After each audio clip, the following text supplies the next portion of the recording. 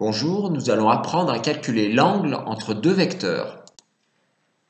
Donc, nous calculons l'angle entre les vecteurs AB et AC. Alors, la formule, c'est AB scalaire AC est égal à la norme du vecteur AB multiplié par la norme du vecteur AC multiplié par le cosinus de l'angle BAC.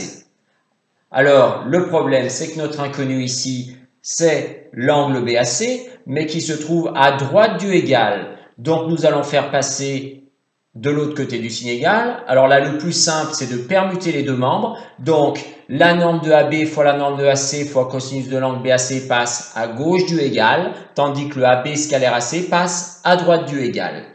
Donc, il ne nous reste plus qu'à passer la norme de AB fois la norme de AC de l'autre côté du signe égal. Il y a multiplier en passant de l'autre côté, ça vient diviser. Alors ici, on se retrouve avec cosinus de l'angle BAC est égal à AB scalaire AC divisé par la norme de AB fois la norme de AC. Nous, on ne veut pas le cosinus de l'angle BAC, mais seulement l'angle BAC. Donc, il va falloir se débarrasser du cosinus. Pour cela, le cosinus, on le fait passer de l'autre côté du signe égal, il devient cosinus moins 1 ou arcos. Voilà.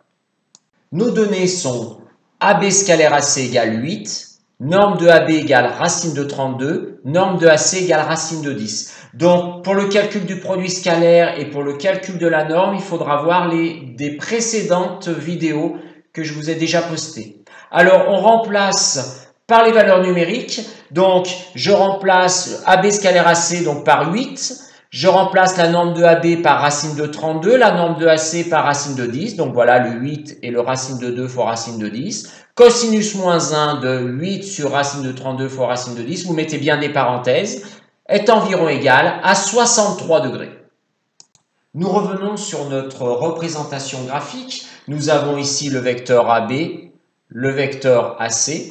Et donc, l'angle entre les deux vecteurs fait bien 63 degrés. On voit bien que c'est inférieur à un angle droit de 90 degrés.